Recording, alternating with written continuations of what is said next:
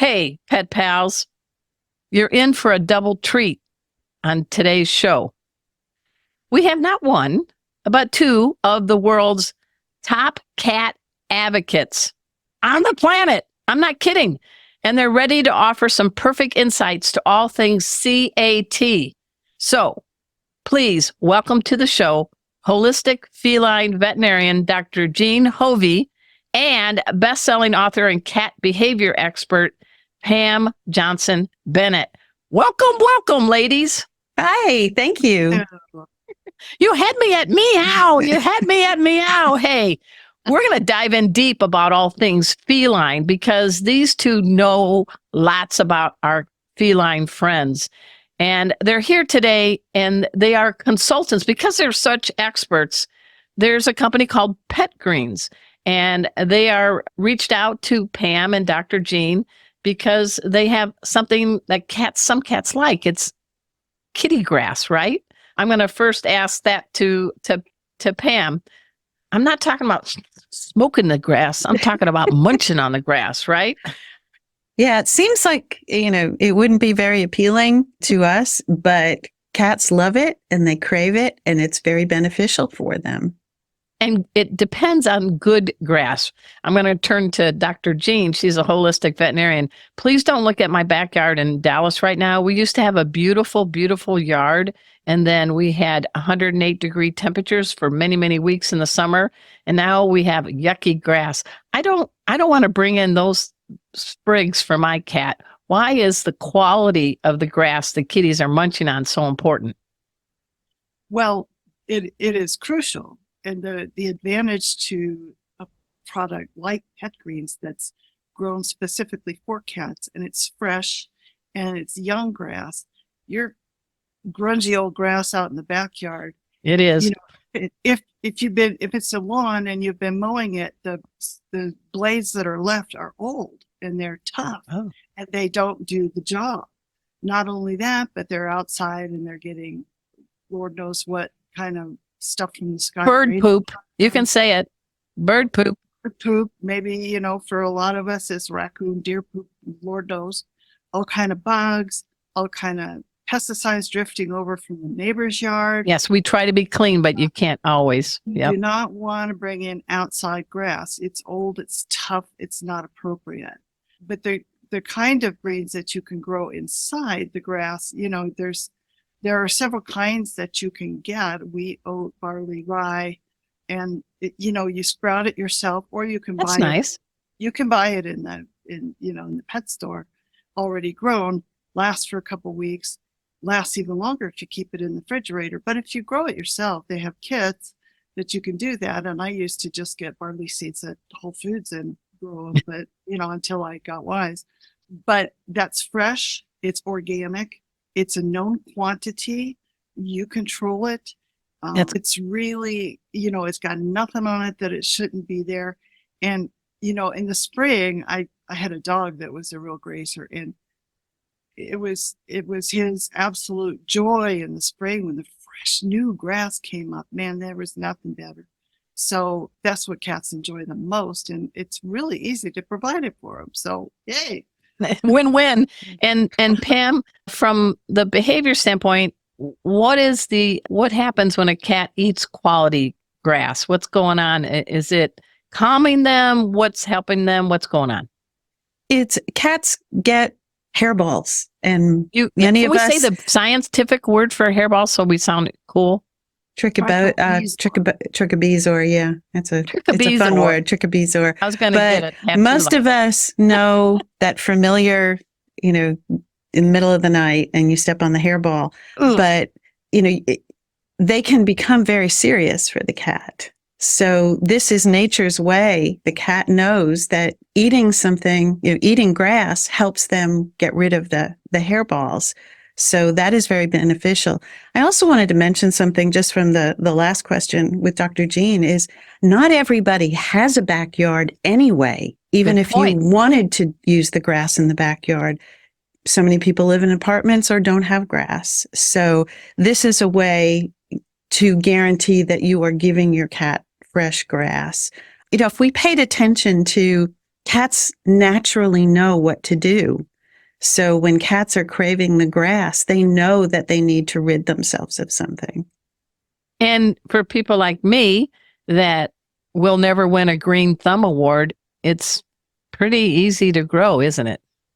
It's very easy to grow, and you can do it you can get it delivered fresh. Pet Greens has it through Amazon, and it's easy. You keep it in the refrigerator. They provide easy instructions. I do not have a green thumb, and Good. I'm able to keep it alive. So, and it's just a matter of watering it for a certain amount of time, sitting it in water, and the instructions are on the package, and they'll tell you what to do. Plus, petgreens.com has all the information. Or you can, if you are a little more daring, you can just grow it from the kit, and that's very easy. And what I like, because I'm also lazy, is I like when it arrives and it's already there. And I know. and that's it. It's I don't like have the to. Grub Hub for cats, Yeah, right? exactly. Yes. And it lasts. My cat, now with some cats, you have to control it.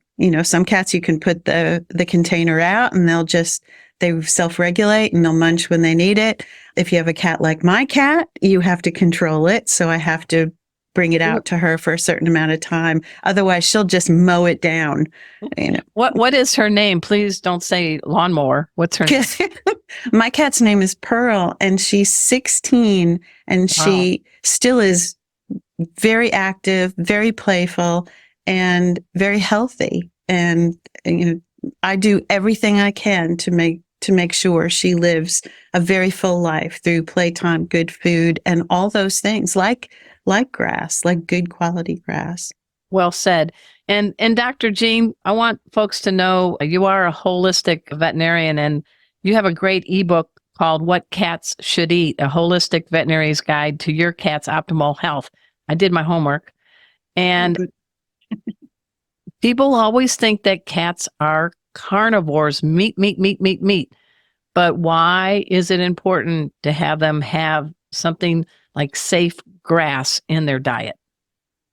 Well, every cat on the planet eats grass, no exceptions.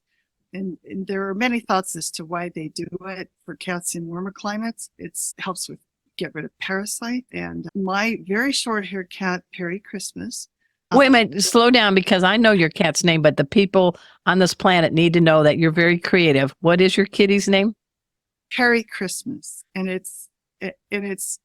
I was a big fan of Perry Como when I was 2, and he came to me on Christmas Eve. So yes, he's got a really good story. He was a stray. He was a starving, frostbitten stray. But, he loves the grass.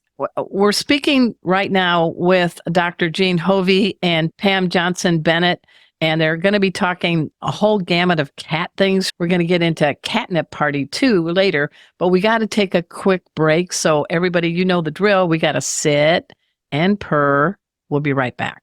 Hey, have you heard? Four-Legged Life has a new digital newsletter. Here, let me show you how you get yourself subscribed. So you just type in Four-Legged Life, and that'll take you to the website. There we go. And this magic thing just appears, and you type in your email address. I'll use, let's see, how about coolestdogever@gmail.com. That's me.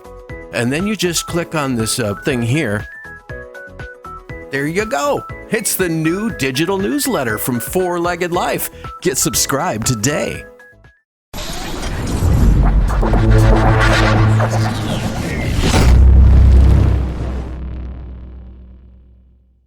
I'm your host, Arden Moore. We're talking with a couple of cool cats, and I mean that in all ways, positive or positive. We're talking with Dr. Jean Hofve. She is a holistic veterinarian, runs a great site called Little Big Cat. And we're with Pam Johnson Bennett. She's a best-selling author and cat behavior expert. And we were speaking with Dr. Jean about her very clever named cat, Perry Christmas. And even though even short cats can have hairball issues and have matting problems, right? Yes. In fact, he's getting older, so he's getting those short cat mats that just drive you buggy. But he can really get some champion glass hairballs going for such a short-haired cat. And, there's two things I do. One is if he's really in trouble, I give him Vaseline Vaseline. Okay. because it glues the hair together and skids it out the way it's supposed to go. But, grass, having access to grass prevents that buildup of massive hairballs too. So we have it, we deal with it on this end and we deal with it on that end. So it's a total program. And he loves grass, but he's one of those that can graze on it. I grow his grass in my bucket thing with microgreens, and then we can share. I want to dive deeper into hairballs. I teach pet first aid, as you all know, and I always tell people, you've got to be a pet detective. You've got to really look at hairball and runny stools and all that. So from the medical perspective, Dr. Jean, what are uh-ohs in a hairball? Well, a hairball can get stuck and cause them problems. So especially when you're first introducing grass, you want to supervise, because if they really come up with a big herker, you want to be there and make sure that they're getting the complete thing out. And Jackson Galaxy, my business partner, he had a cat that had a hairball that required emergency endoscopy. And she was a long-haired cat, but he talks about it in his book. So you do want to supervise and make sure, once they're used to the grass and this is a thing, now you're much safer. But vomiting in cats, like I said, I think they kind of like it, because it gives them such quick relief from whatever's ailing them. But, a hairball every couple of weeks is not anything to worry about. But, if it goes frequency, if it goes from once a week to every day or 3 times a day, now we call the vet. We talked about some medical concerns, but stress from the behavior standpoint, how does stress impact a cat and maybe lead to hairballs? Well, we think of hairballs for a lot of people, just the cat grooming, but the cat could be grooming for reasons you also have to address. And that could be the cat is over grooming because of stress. Stress is a huge enemy of cats. So whenever your cat is over grooming, if you see a change in the coat, if you see bald spots, of course you want to go to the veterinarian first. You always want to rule out medical issues. But maybe the cat is over grooming because something is happening in the household that you have to address. And the hairball accumulation is secondary to what is causing the stress. Also, you have to keep in mind cats who get older, cats who are obese are not as efficient as grooming. Maybe they've lost their interest in it, or maybe it's too painful and difficult to really groom in a healthy way. So they tend to keep grooming the same area over and over again. If their coat isn't healthy and they're grooming, they're accumulating a lot of hair and then they're getting the hairballs. And also a short hair cat who lives with a long hair cat could be getting a lot of long hair ingested. So don't just think it's my long hair cat, my Persian cat who's getting the hairballs. It could be, if you come across a hairball, it could also be the short hair cat who's getting it. And you also talked about being a detective and the health of the cat and the fur, but also look in the litter box.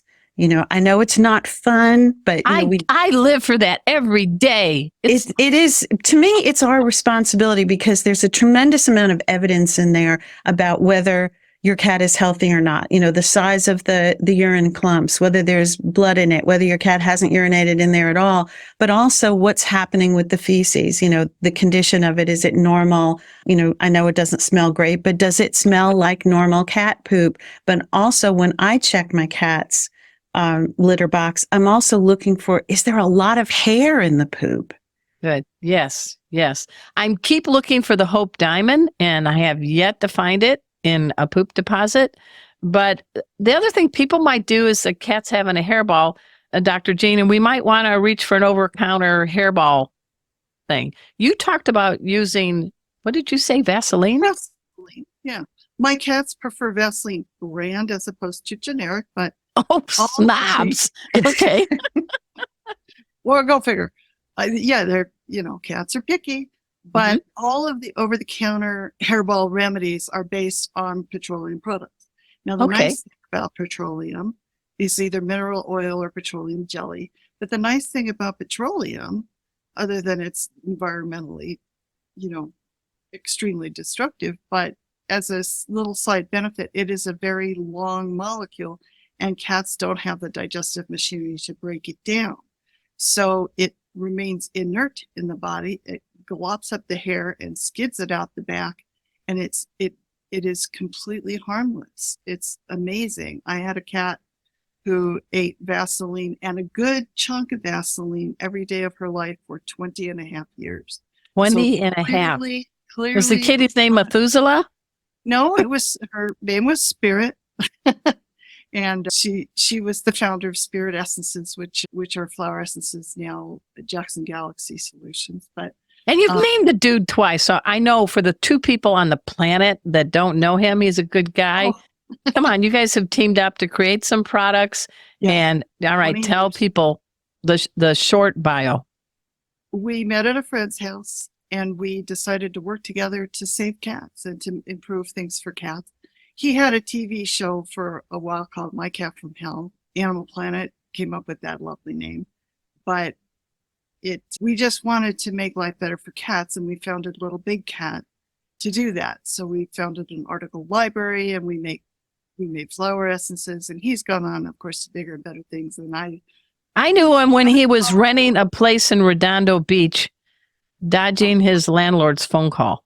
So I go way back with him. I'm very happy for his success. But what's great is we're so fortunate now that so much more attention is paid to cat health and cat behavior. If you think about years ago when we all started, and I won't mention how old we all are, but cats were second-class citizens. There wasn't a lot of information. So here we have an opportunity. We have better food. Cat parents are getting better educated about enrichment and what cats need. And then dealing with cat grass, that's something a lot of people wouldn't even have thought about. Or they would have just gone out in their backyard and grabbed a few sprigs of grass that maybe they had fertilized or put pesticides on. So, cats they still have a long way to go in terms of us really doing right by them from a behavior standpoint and a health standpoint, but we're making great strides. And these are things, being aware of your cat vomiting, checking the litter box, providing things like cat grass and monitoring it so that you're giving it in the best way. Those are pieces of the puzzle that add up to optimal health for your cat. Well said. And folks, Pam Johnson Bennett, she's like my cat hero in the world of behavior, and Dr. Jean is for the world of veterinary medicine. Okay, I'm just confessing and making a cat confession. I've always admired everything that you have done and you keep doing. I think it's 8 books you have now, Pam. But 2 of my favorites are Cat versus Cat and also Think Like a Cat. And you got into this field, like you said, when people were like, yeah, they're like the dog's half cousin from their whatever. And I think it's pretty cool now to be a cat. I'm the proud pet parent of 4, including 2 that came from the community outside that have their little tipped ears. Good for you. One of them is 19 years old, Mr. Mikey, and the other had been on the streets 10 years. And he's a fluffy tuxedo cat named Baxter. Big fluffy boy. He would follow our 2 dogs on walks. And we looked at each other and we're like, Texas weather's wacky. He's getting older. Can we try to bring him in? And he was like, oh yeah, I'm inside now. I love it. And his name is Baxter. And he's a big cat, not fat, big bone like me. He's a big cat with that falsetto voice. You would say hi to him and he says, something like that. So I think cats make us better humans. And I'm just delighted to have both Pam Johnson Bennett and Dr. Jean Hofve on our show. We've talked about hairballs.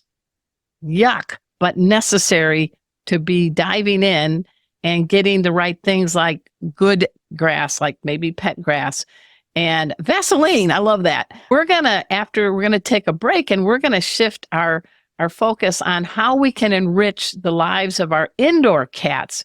Yeah, I'm talking even a catnip party. So sit, purr. We'll be right back.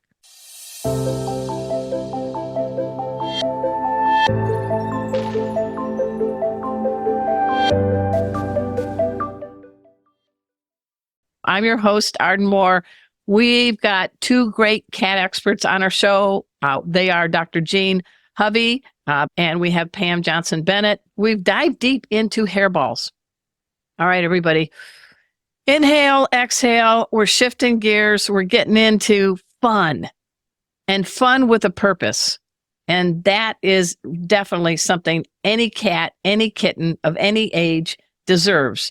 So from the behavior standpoint, because we have Pam Johnson Bennett, she has authored Think Like a Cat. So we're going to think like a cat, Pam. Why is play so important for indoor cats? I mean, I'm just lounging, grooming, napping, eating. What the buzz? What do you mean? I got to play? Yeah, play is vital to cat health. When you think of having an indoor cat, we think of we're keeping them safe. We're able to monitor their health better. Yes, they get to relax and lay by a sunny window and they get the best food and they can scratch on the scratching post. But a big element of what makes them a cat is missing if they're not engaging in playtime. Cats are hunters. Yeah, out in the wild, they would make maybe a dozen hunting attempts. I always tell people, when you bring a cat indoors and you don't enrich their environment and you don't engage in playtime with them, it's like taking like a Ferrari and just putting it up on blocks in your backyard. Wow. It's not doing what it was meant to do. So playtime can help with, obviously it's good exercise disguised as fun. It is good for solving behavior problems. If you have a cat who's bored and becomes destructive, a cat who's depressed, you're trying to address multi-cat issues. Playtime it's one of the most powerful things. And I know I've said this many times. When I wrote my first book, somebody said, "Oh gosh, it's like you think play is the answer to everything." And it pretty much is. Hey, you had me at play. Yes. Play also bonds us with our cats, right? It's right. It's a great way to get to know a new cat. It's a great way to help a cat who's frightened, a cat who's been through trauma, because they're associating something pleasant with you. The key, though, is to play with them using a fishing pole toy, a wand type toy that puts a distance between your hands and their teeth, but you can also move the toy like prey. And that triggers their drive. So be specific. What's a wiggle that says to the cat, that's a bird or that's a mouse? What's the wiggle? It's alternating fast and slow motion. Obviously you could take an interactive toy and you could wave it all around and you could have the cat banging off the walls and jumping up and down, but that's not the way they hunt. They're ambush predators. So you want to combine having it hide behind something and then just kind of quiver a little bit, put a paper bag on its side and have the toy dart in there. Mimic the way a cat would hunt. And a cat doesn't chase by exhaustion. They're very stealthy. They creep up. They stay as invisible as possible till they get to that ambush distance. And then the most important thing is give the cat plenty of captures. Otherwise, it's just frustrating. So let them have a lot of captures. And at the end, one grand capture, slow the action down like the prey is wounded, so that the cat is left feeling, yeah, I'm a good hunter. You're the champion. Yeah, exactly. Of the world. Well, that brings me to this point. I'm into TikTok.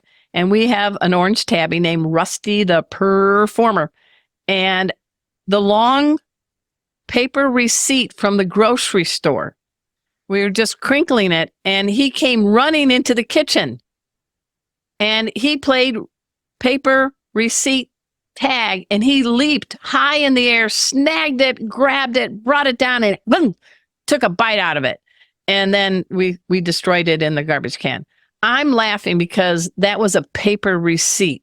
What's your take on? But that sound, it's the sound. If you crinkled it up, it's that sound. They use, hearing something, that the mouse in the leaves, or they smell something, or obviously they see something, but their ears are incredible.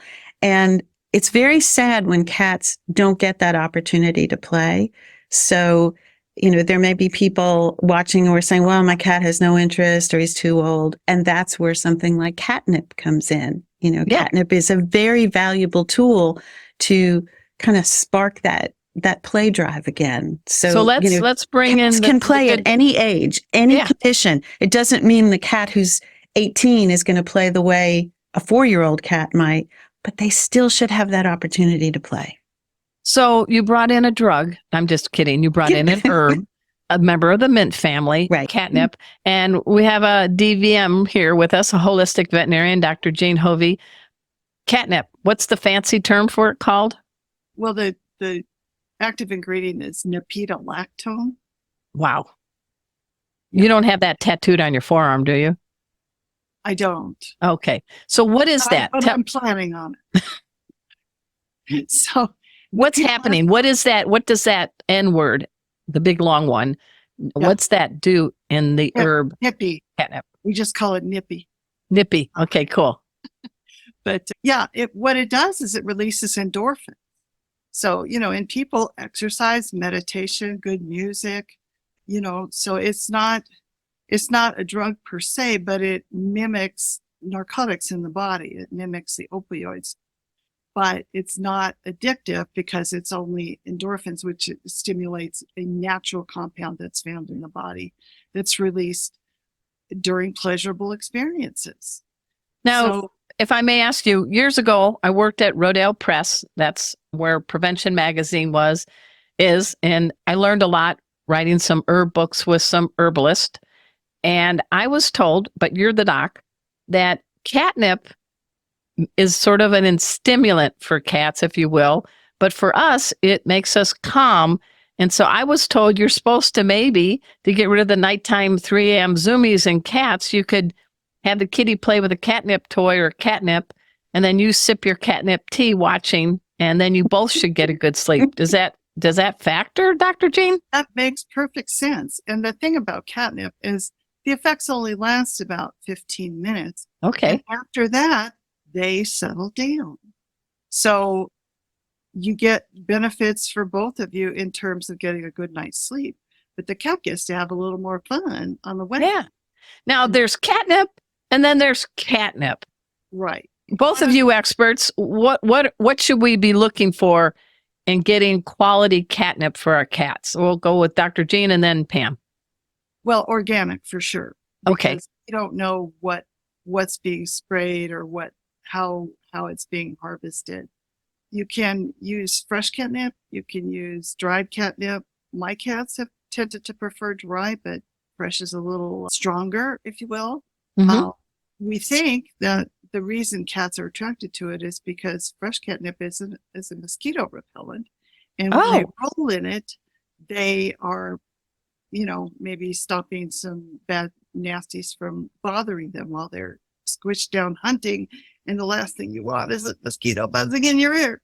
So, it's a great and interesting plant, but once the zoomies are done, it does have the sedating effect. And, there's a myth that 2/3 of cats are responders and 1/3 aren't. But I think the quote non-responders actually are responding, but they're going right into that meditative sphinx state. So if your cat is exposed to catnip and they just sit there like this, like I used to have friends like that in college, but that's another story. Yes. It wasn't catnip. Yes. Hey, everyone. We're speaking with Dr. Jean Hofve. She's a holistic veterinarian, and also Pam Johnson Bennett. She's a cat behavior expert and a best-selling author.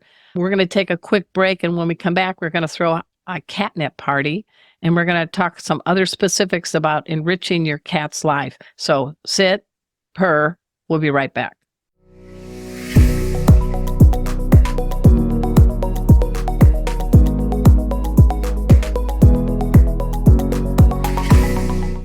I'm your host, Arden Moore.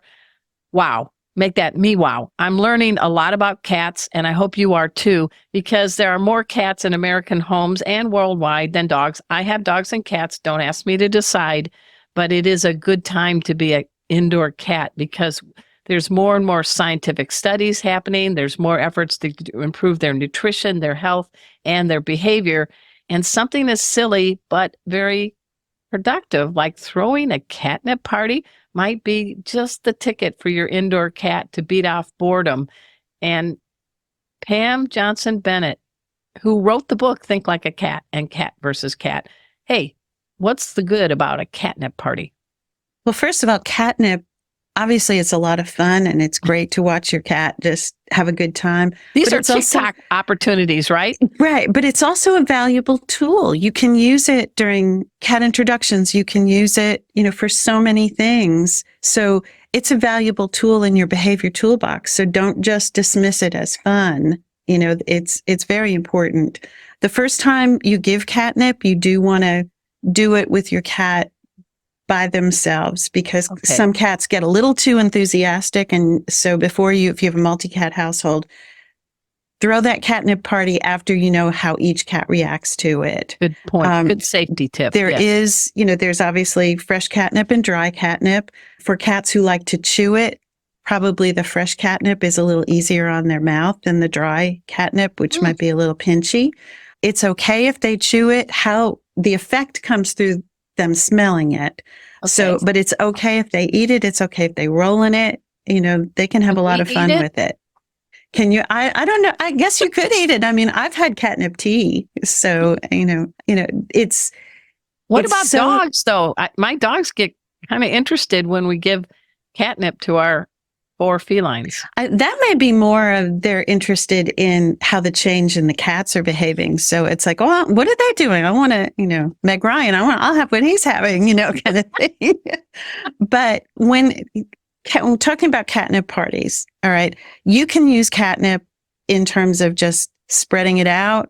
You can put it, a lot of times I'll put it in a sock and knot the sock and just throw that out. Don't buy toys that are embedded with catnip already, because you don't know the quality of the catnip. You want to use organic catnip. Pet Greens has such great catnip, and you can buy a toy and you can either marinate it. That's what I do. I keep them in a container and I marinate my catnip toys, or you can, some of the toys have pouches in them and then you just fill it. But when you throw a catnip party, do it, if you've been working a lot and you've been neglecting the playtime, then maybe it's time for a catnip party.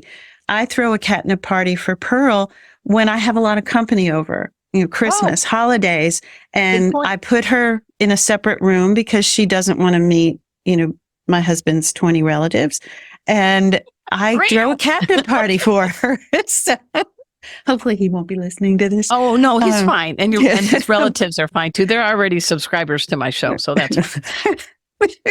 So catnip parties, catnip is it's so valuable. It's fun, but it has behavioral benefits. So don't just neglect it and think, it's a good tool for cats. Now, let me switch over to the good doctor. All my cats love catnip, even 19-year-old Mikey, who sometimes goes, "Where am I?"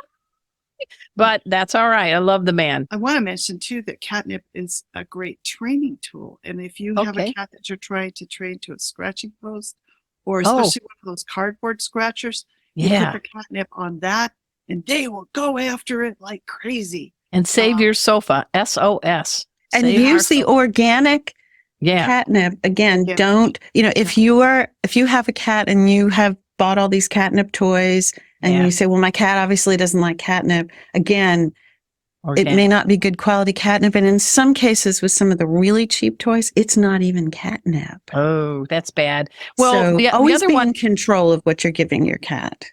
Excellent. What about honeysuckle, Dr. Jean? Your take on that? I have heard occasionally of that, but again, it is a little bit sedating, and you'll find it in some herbal formulas, but it's not something that I would grab a honeysuckle vine and throw it down on the floor for them. I would hesitate to do that because, again, coming from outside, you don't know what pesticides are on it. You don't know the quality of it. It's I would hesitate about that. Well, I'm glad my cats are catnip aficionados and they're not snobs, but we do look for organic catnip, and you both have given good tips. So we've got the catnip party. We're wrapping this up. What about some other things? Maybe 3 things each one of you want to share that could make an indoor cat brain working, more enriched, so they're better behaved. What can we do without turning our house into a cat house? Pam, what would be something you would recommend or have people consider? I am a huge fan of puzzle feeders Oh, okay. because too many cats become couch potatoes and they just waddle to the kitchen and eat a mountain of food and then waddle back, to the couch. So puzzle feeders come in all degrees of levels. You can do something as basic as just putting an egg carton down, an empty egg carton or a muffin tin, and putting food in each compartment. But help your cats work for food, to use their brain. I love taking treats and hiding them, and I keep track of where I hide them so that my cat can go on a treasure hunt. Nice. So things that let them use their brains. They're so smart. So I love puzzle feeders. And then the other thing is training. Give your cats jobs to do. I'm also a big fan of clicker training. You can do fun things like sit and roll over and all of those things, but training your cat to accept going in the carrier, to, all the things that will make training easier, clipping nails, cleaning the teeth, checking the ears. Clicker training is a very valuable tool. And you can search the Google for, just put clicker training in, and there are a lot of good sites and YouTube videos that'll show you how to do it. But I think puzzle feeders and clicker training are 2 things that really help cats use their brain. I like that very much. Good job. Dr. Jean, what would be a couple things you could suggest? Well, I would emphasize vertical space. Okay. Space to your cat. And you can use the treats or the, in conjunction, and put the treats up high so they have to jump and they have to work at it and not just roll around on the floor. Now, I have a thing called, in terms of puzzle toys, this is a snuffle mat. It is we have snuffle mats. We have those in not our patio, ready for it, our enclosed patio, because we have things for our dogs and for our cats, and we have snuffle mats. Tell folks what that is. Well, it's originally made for pigs, for potbelly indoor pigs, because they like to root around. But I hide treats in the little slappies and in the little corners. And Perry really, he comes, and really works at it. And so it's in the way of a puzzle toy, but he is really cool about that. And it rolls up for storage or whatever you're going to do. It is machine washable. I washed it yesterday. Yes. All right. Hey, we've been speaking with 2 amazing cat experts, Pam Johnson Bennett. She's a cat behavior expert, best-selling author. I love her book, Think Like a Cat, Cat versus Cat. She's got 6 other titles. They're on the tip of my tongue, like a cat, that I don't know, but you can check her out. And please check out Dr. Jean Hofve. Yes, that's like Bon Jovi. Hofve, though, is how she spells her name. And she has a new book out, an ebook called What Cats Should Eat, a holistic veterinarian's guide to your cat's optimal health. You both are here as consultants, obviously for Pet Greens, which was nice because you brought in some safe factors about cat grass and all. But one last question. What would be a parting message each one of you would like to give to our global audience, starting with Dr. Jean? Love on your cat. Just love on them. There's a study that says 8 minutes of petting a day is like the minimum. And if you can't give 8 minutes a day to petting your cat, not while watching TV, not while zooming on your phone, just dedicated attention to your cat, that will solve so many problems, and it will give you both a wonderful life. Well said. How about you, Pam? Pay attention to your cat, because your cat is communicating to you. If there is a behavior problem, it's not that the cat is mean or spiteful or stupid. The cat is trying to solve a problem. And if you don't know what it is, or there's a change in behavior you don't understand, always consult your veterinarian. Always rule out medical issues first and then tackle the behavior. And don't live with behavior issues. Correct them. I like that. Thanks so much for making our tails wag by watching this guest interview from Arden Moore's Four-Legged Life. Four-Legged Life. Make sure to subscribe so you're up to date with all of our Four-Legged Life content. Four-Legged Life. Four-Legged Life.